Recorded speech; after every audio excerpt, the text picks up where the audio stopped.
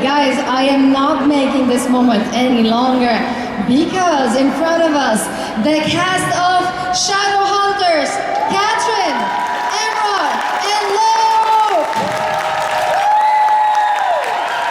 Welcome, welcome, welcome. Please sit down. We can all fit on one couch, you know. Oh, you want to squeeze on one couch?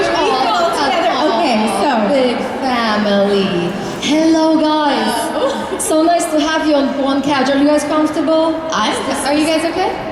We're great, yeah. Yeah, this is I can hide behind Emeraude if I get shy. Yes. You're a little bit shy. So thank you so much for being here. It's always such a pleasure to have you. And as you can see, everybody's so excited. Well, we're so excited. We love being here. We always have a great time at this convention. Well, we'll try our best. Just a quick reminder to our lovely audience, please do not film the whole thing. Short clips, okay, but not the whole thing. No flashes when taking the pictures because I'm gonna get a shock or something. Thank you so much. And if you want to ask a question to our lovely guests, you can line up behind the microphone, and somewhere there is my helper Alina that she will help you with the questions if you need any translation. Before we're gonna jump into the questions, guys, you're here, Germany. We're here, I know. Yeah, how are you feeling? How is the full day of the convention? Oh, it's so fun.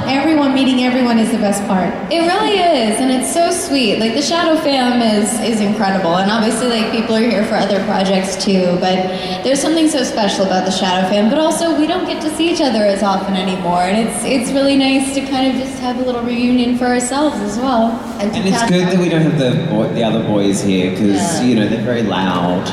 We don't want them here. We just want you. I miss them very much. Dom and I were because Dom and Matt are in Liverpool right now, and I was on the same flight as Dom between LA and Paris, and it was very strange being like, okay, I'll see you later. This is so odd. We're just gonna go do the same thing, but in different countries. I know, it's very weird. We're so used to being, because we started doing conventions as just like show-based conventions, and so it's so strange when we're not all together, at least for me. Yeah. It's also strange that they're doing a panel right now as well with Alan and Matt and we're John gonna in Liverpool in England. No, let's stream it. Let's connect. Let's zoom. Right? We're gonna zoom in to each other's panels. That would be so cool. Next time. But I can also see that you have a very cool choice of jewelry there. What is? Thank you. What is this? I will say, it makes me feel very cool because I didn't go to the Eras tour that y'all bring me little bring us bracelets. It's kind of my favorite thing now. I love it so much. And this is only from today? Yeah, this is just today. Wow, this is lovely. You guys have a great band. We really do. We're very, very lucky. The fact that the show's been off the air for so many years now, and we still have people that are coming over and over again. Some of the people that we've seen since the beginning when the show aired, and some people that are new that have found the show in the last couple of years during the pandemic that have now kind of come and joined this fandom. It's just a real testament to the show and to its longevity and to the characters and to everything and the fandom itself for staying so strong for all those years. What do you think is the magic? What's the secret of the show having that longevity? What do you guys think? Me. Yes. Yeah, it's you. Obviously, because I joined the show and it got cancelled. So it wasn't that. I think the magic is honestly the chemistry between everyone, and that extends. That's not just the cast. That extends with the crew as well, because it's. I will say I've never been on a set like Shadowhunters before or since, and the collaboration and the teamwork that existed in all the departments. You see it on screen. The world is so cohesive. Everything makes sense. Everything fits together so beautifully. The cast and crew, everyone works so well together that it felt like a family, and and that translates, and I think the fandom feels it as well.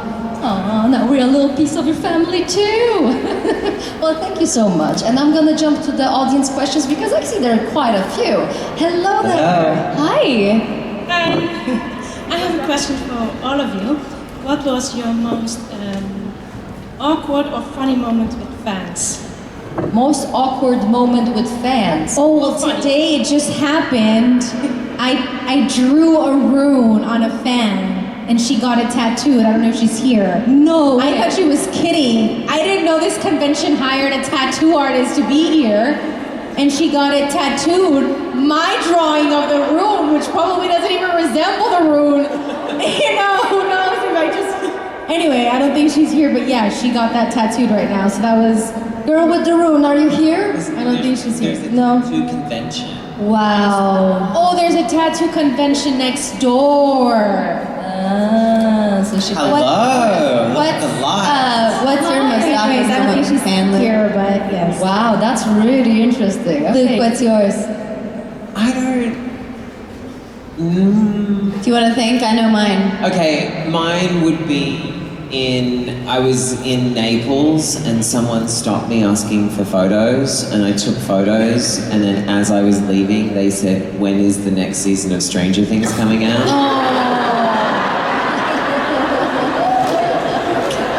Oh. And I was like, well, I don't know because I wasn't on that show. Oh, and I was like, see you later. And I could see them trying to figure it out, like what was happening, but I was so mortified that they thought I was someone else. I've got to leave immediately. Yeah. Okay, well, that was at least you handled that well. Mine was I was in Paris and it was on a convention weekend or just after or something, but I'd stayed a few days and I was out to dinner with someone. And as we were walking back to the hotel, I was crossing the street and I was wearing these high heels and my heel got caught in one of the cobbles and it came off. And then there were cars coming, so we had to like cross the street, and so we're waiting for all these cars to go by, and it's in the middle of the road, right? So one car goes over it and it's fine because it's in between the wheels, and then another one goes over it and it's fine because it's in between the wheels, and then another car like swerves and the shoe goes flying and breaks in half. And so I have to walk home with one shoe and one heelless shoe, and there were a bunch of fans waiting outside the hotel, and I'm just like, hello, I'm having my Cinderella moment here. I'm sorry, I have one shoe and you know, this thing. But everyone was very kind and understanding. I'm like, I really just want to go to bed. Oh, that's good that nothing happened to you. It's true, it's true. I was very grateful, but cobblestones and stilettos do not cooperate. I can see that you have sensible shoe today. Somewhat. Yeah, somewhat sensible. That's not gonna get trapped, at least. No, it's not. Well, thank you so much. Thank you for the question. Thank you so much. Thank you. Yeah. Next question, please.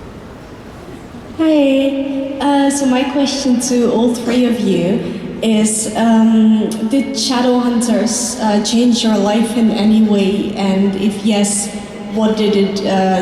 How did it change your life? Yeah, you take it first. So, because otherwise you're going to say my answer. I think... How do you know? We have different answers. No, we don't. We're going to say the same thing, which is... Well, no. For me, I think it's this.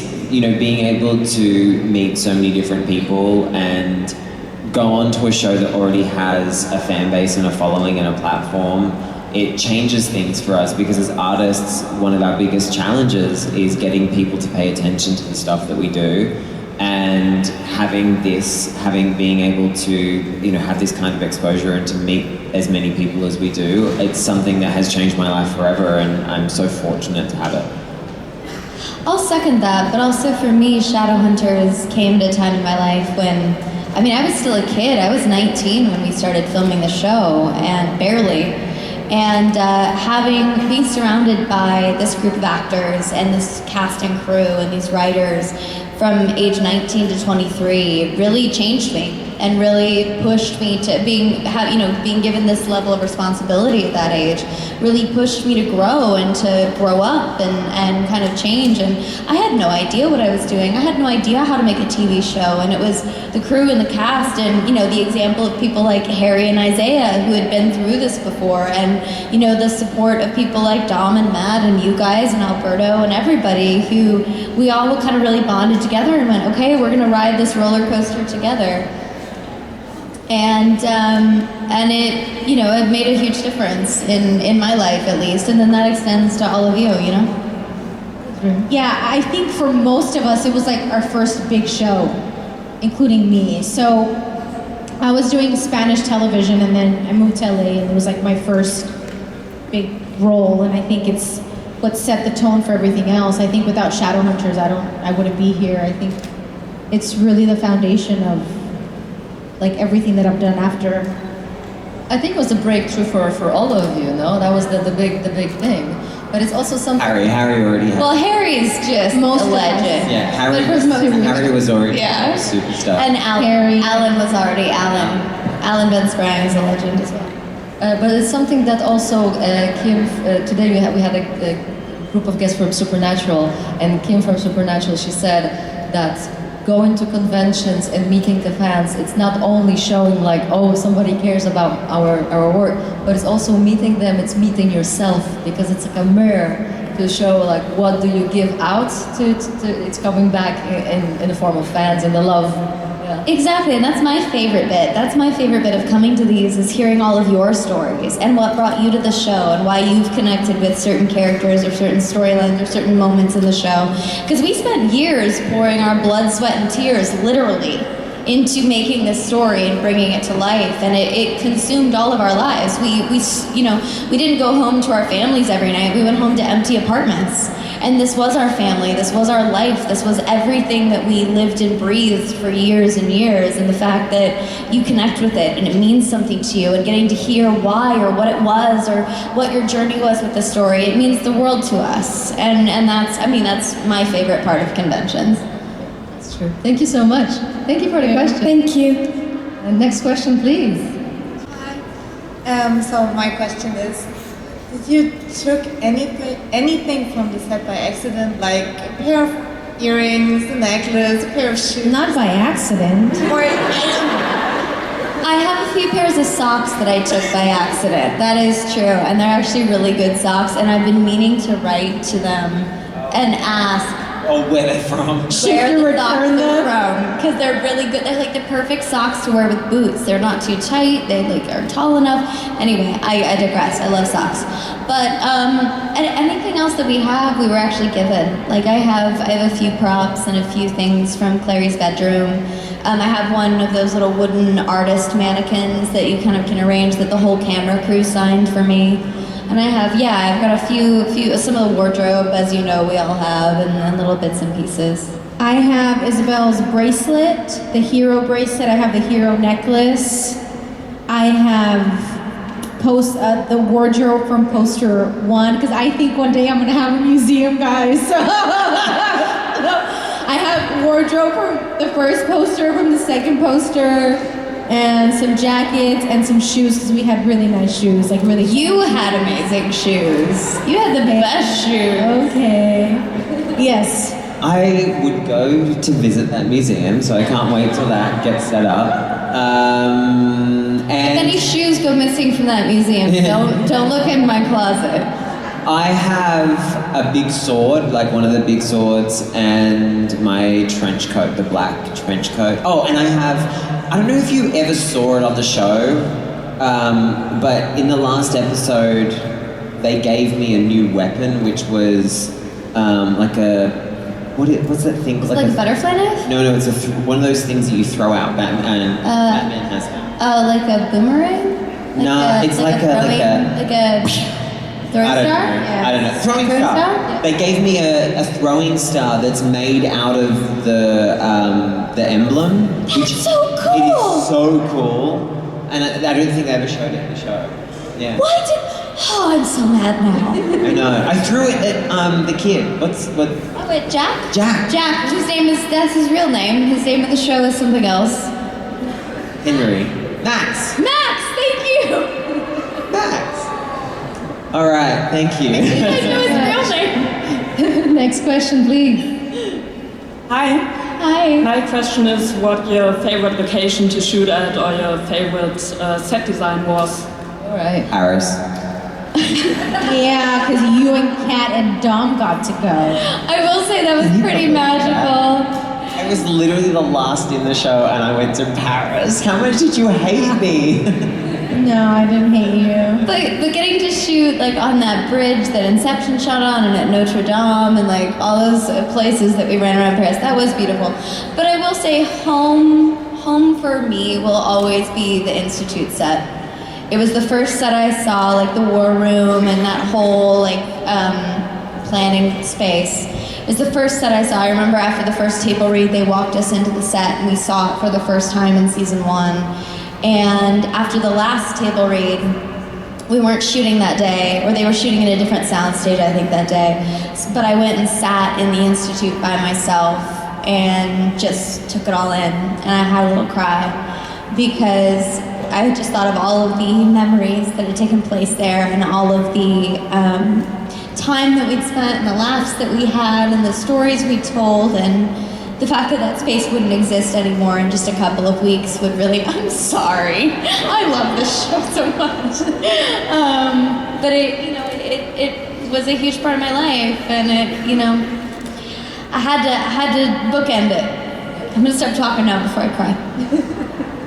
It made you to a person. It really did. The people and the time and the places. Yeah. Do you want to cry, Emeraude? No, I really enjoyed like the Institute. I thought that was really cool. I watched an episode recently. I was trying to show it to someone, but everything was beautiful, wasn't it? I mean, we had a lot of long nights in high heels. We had a lot of long winter. nights in high heels.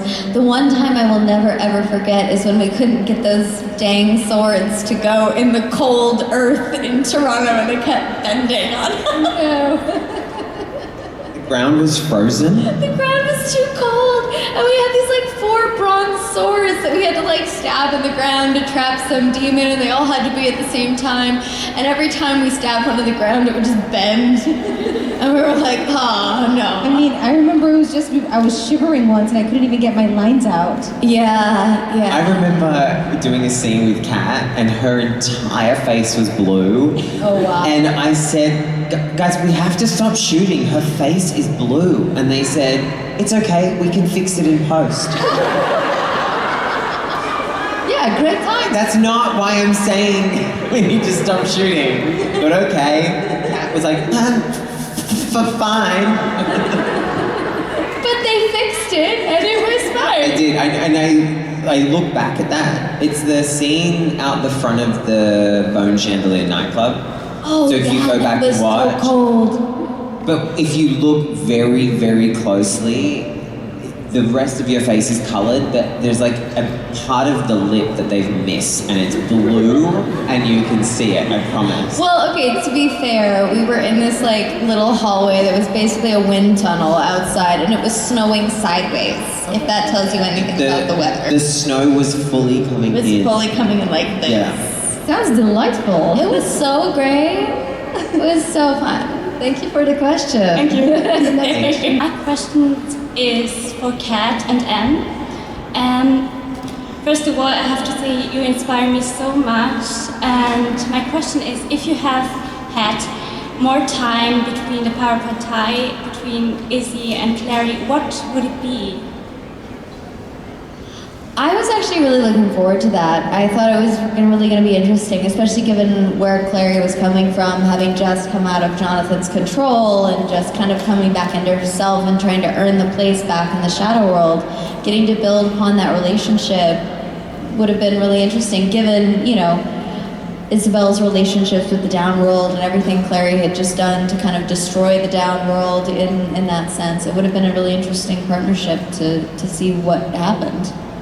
Yeah, like 2 badass women fighting to protect the human world from the demon world. Yeah. I'd watch that. 100%. I mean, that's kind of what we did unofficially for like 4 years. But this time it would have been like on another level, like flying and shit. They should have done that, where for some weird thing, all the men lost their powers and the women had to be the protectors of the Institute. And they would have run so much more smoothly. Absolutely. It would be organized. Thank you so much. Thank you. Next question, please. So I get to see you in real time, multiple times, and through a picture. You always have good outfit for the convention. So my question is, do you ever overthink your outfit before a convention? Do you ever overthink your outfit before a convention? Yes. Yes, Every you know what? time. I didn't until like maybe like last convention or the convention before. Someone was like, "Is this like? Do you not have any other clothes?" Oh. And I was like, "What? I liked this outfit. I guess I will never wear it again." Yeah, I mean, you definitely think about what you're gonna wear. You know, you want to be comfortable, so you're always, you know, making sure the fans like priority. But then you also want to look good because we're taking photos with you guys, and you guys are looking forward to seeing us. We want to make sure we look good for you. So finding something in the middle. I have a question though for you guys actually, or maybe you can answer it. Do you rather us look more like our characters or more like ourselves? Both? I mean, whatever you want to come. What was it? Both is fine. Both is But fine. I think the That's basically how I dress. By show of Yeah, hands, show of hands. would you rather? Us look like our characters. Characters? Characters, raise your hands. If you want us to look like our characters. Okay, the other way around. Okay, now if you want us to look like ourselves. Okay, well I guess that wins. Okay. Good so to it's know. That's actually really interesting. This feels like a scientific test. All right, so